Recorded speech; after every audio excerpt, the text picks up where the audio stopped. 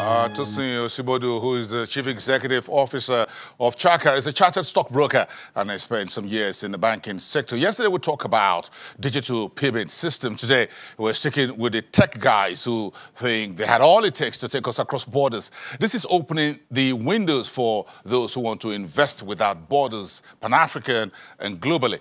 And that's what Chaka is bringing to the table, using the Nigerian marketplace as the starting point. So let's talk to Tosin, who is live to us from the Nigerian Stock Exchange. He's live from our studios down there. Thank you, Tosin. Good morning. Welcome to the show. Good morning, and thank you for having me. Thank you for coming through. Yeah, You explained, yeah. Yes. Just a quick one here. In terms of, as a chartered stockbroker, I'm sure you understand the limitations when you talk about cross-border listing, cross-border trading. I'm sure within the Africa's jurisdiction, with the exception of the East African markets and maybe in Southern Africa, I'm not sure you have the ability to cross-trade, cross-buy shares across different jurisdictions. I'm not sure you can even do that straight to the United States. So, what do you think about this, removing these barriers and opening what you call the open skies, as it were, for global investing?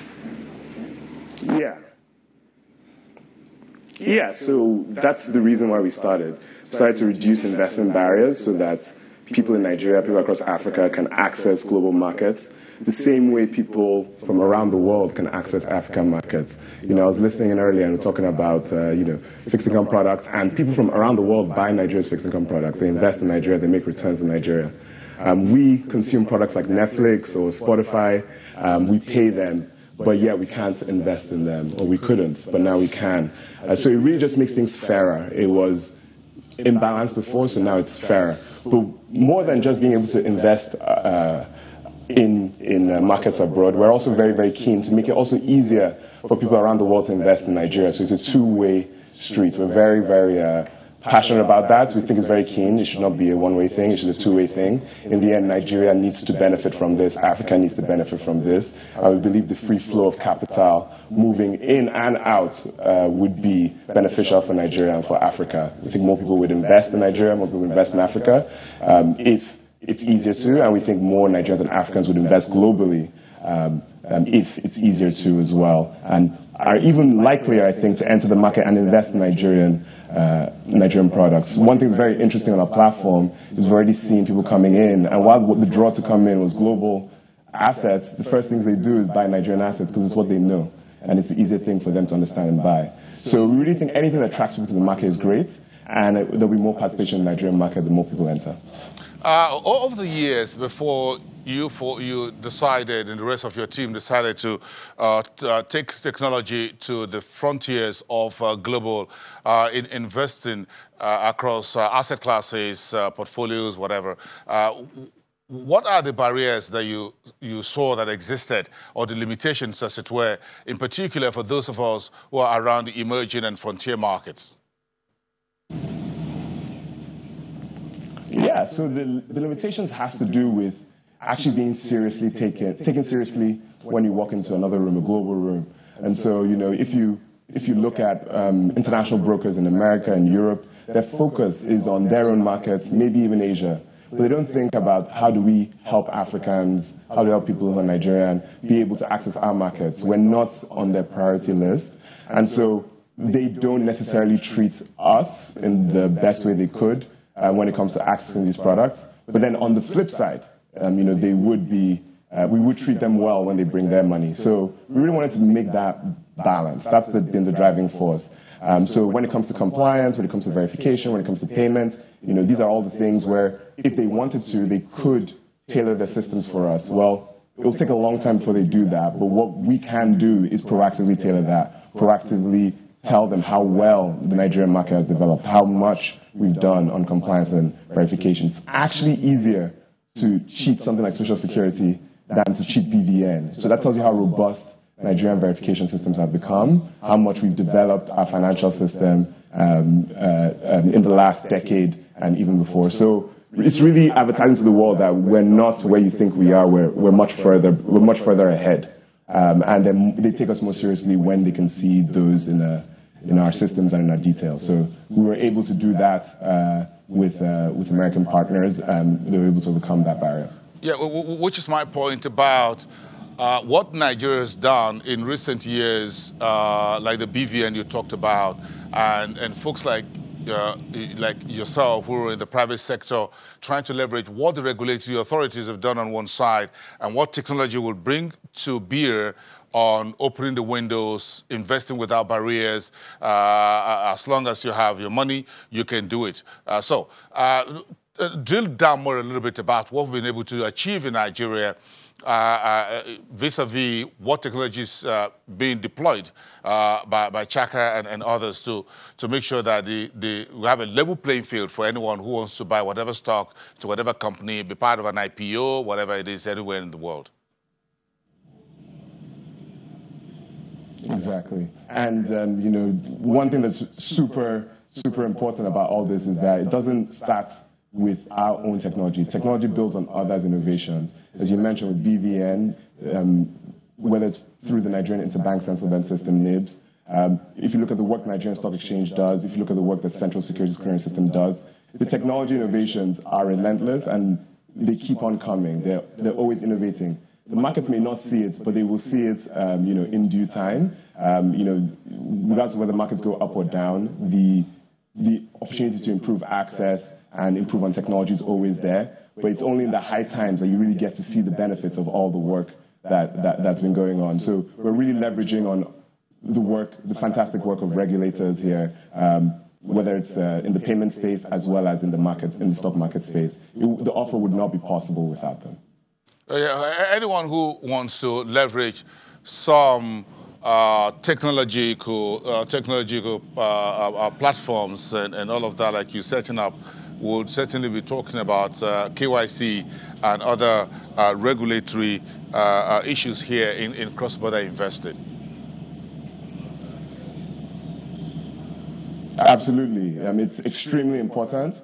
To be able to actually come on board, you must do your verification. We're partnered with City Investment Capital, a local stockbroker, as well as a global broker. And so you have to do all the requirements that would get you qualified to be a local customer. So when you start on Shaka, you become a brokerage customer of City Invest. And so by going through all those steps, you're passing the regulatory requirements locally. And by going through the steps you pass the regulatory requirements for KYC globally. And so that's really important because then you have a stand-in. You're not unknown. You are very much known and you are protected. In Nigeria, you're protected by Securities Exchange Commission and obviously the Nigerian Stock Exchange and the Central Securities Clearing System overseeing. And, globally, you're protected by their own Securities Exchange Commission, the Securities Investor Protection Council that insures your funds up to $500,000, and the IRS,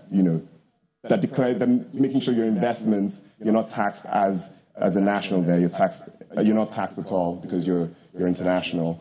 So we're integrated with those protocols for declaring you tax exempt. So the whole offer to make it possible is integrating with regulators both here in Nigeria as well as abroad. So it is not possible to do this in a compliant way without doing that. So you're absolutely right. So give me a typical access here to do this investing without borders in a typical 2-3 different companies. How will it work, including the Nigerian company, including the payment system involved and all of that? How does it not work across borders? Because there are quite a lot of hurdles to cross.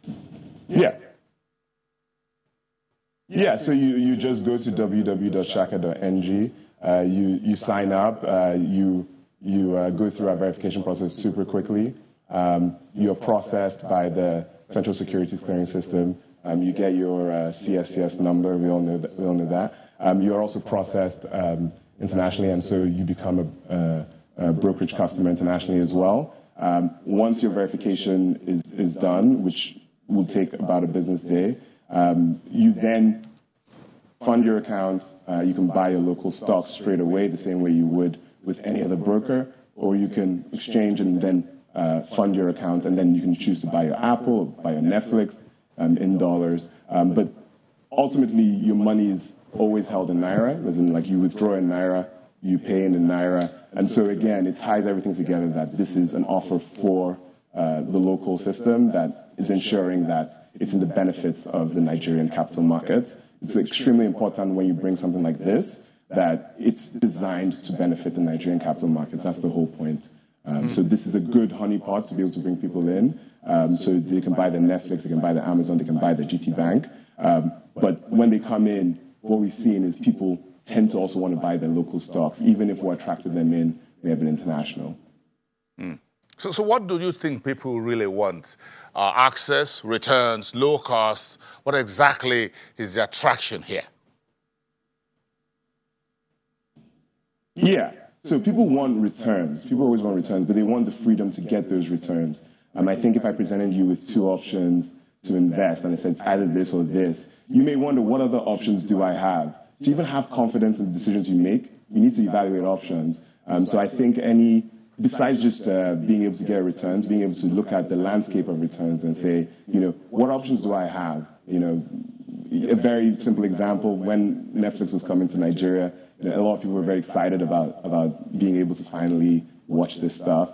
What they wouldn't have realized is that since they came to Nigeria, I think this was maybe 2 or 3 years ago, till now, the performance of that stock has been like crazy.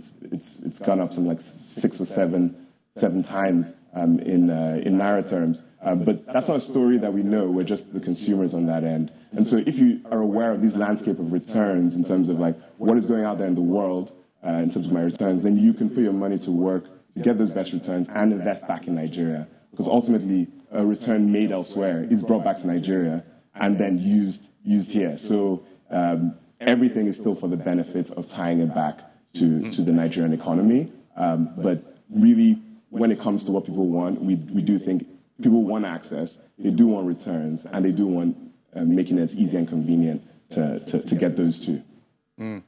Tosin Yosibodu, thank you so much. CEO at Chaka, one of the young Nigerians bringing game-changing innovation to the Nigerian marketplace for your global access.